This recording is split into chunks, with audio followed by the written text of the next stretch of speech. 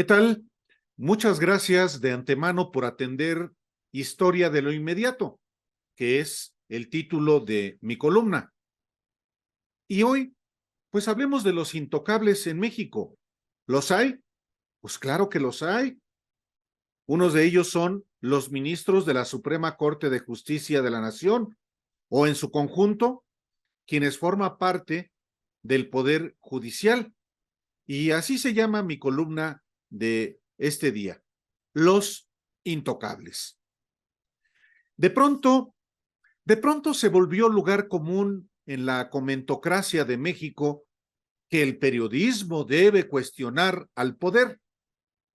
La frase se presenta no como uno de los principios del periodismo, sino como una novedad. Y lo es. Antes de 2018, la práctica en los medios corporativos en general era someterse al poder, al que ahora súbitamente se rebelan. Pero es una impostura. Se critica al actual poder gubernamental solo para seguir siendo serviles y obsequiosos de los otros poderes constitucionales y fácticos que enfrentan a este.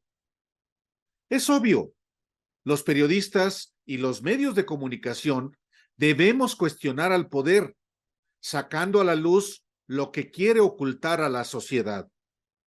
Pero debemos hacerlo no solo con el poder político, que es lo que se ha puesto de moda en México cuando se habla de cuestionar al poder, sino a los otros poderes del Estado, al legislativo, que paulatinamente ha sido sometido a escrutinio, y sobre todo al poder judicial, el más opaco, arbitrario e impune de todos los poderes.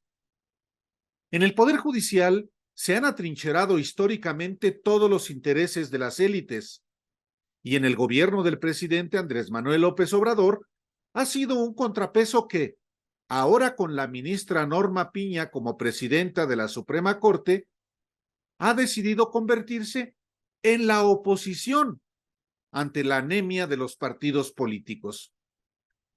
Con mayor razón, es preciso que el periodismo en México cuestione al Poder Judicial tanto como al Ejecutivo y al Legislativo, sobre todo si con sus decisiones se configura un autoritarismo judicial que por hacer política de oposición se aparta de la Constitución y de las leyes.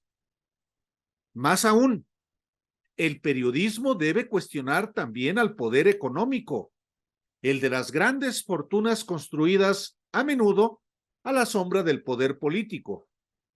Y también debe criticarse al poder mediático, el de las cadenas de televisión, radio y prensa, cuyos propietarios, directivos y periodistas fueron por décadas maestros del servilismo a cambio de privilegios y ahora se describen falsamente como paladines de la libertad y de la crítica al poder.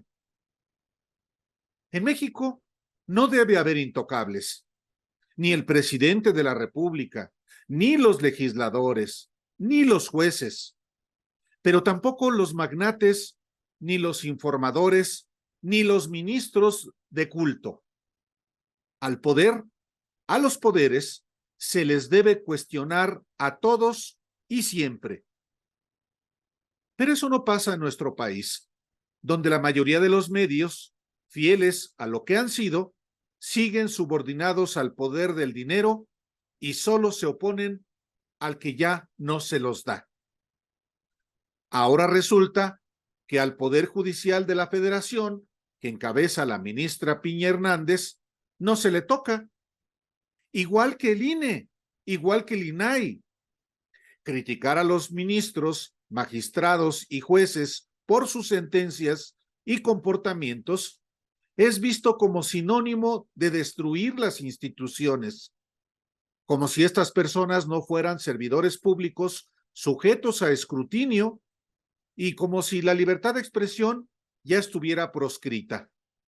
No, el Poder Judicial y los servidores públicos que forman parte de él no son intocables, y menos deben serlo cuando son los que tienen la última palabra en la impartición de justicia en un país donde históricamente ésta se compra y se vende. A diferencia del Ejecutivo y el Legislativo, que se eligen por el voto popular y deben rendir cuentas de lo que gastan, así como someterse a los tribunales sobre cualquier decisión que sea impugnada, el Poder Judicial no es electo por la ciudadanía. Tiene la última palabra en todas las materias y solo, en el mejor de los casos, rinde cuentas a sí mismo, oculto a los ojos de los ciudadanos. Es un escándalo que haya manifestantes fuera del recinto de la Suprema Corte y proliferan las voces que piden la protección de las tropas a los ministros que encabeza Norma Piña, la valentona que llegó a ministra con el impulso de Enrique Peña Nieto, de su primo Miguel Ángel Osorio Chong, y que se ha rodeado de colaboradores de ese mismo grupo político y económico, asociado también a personeros de Claudio X González.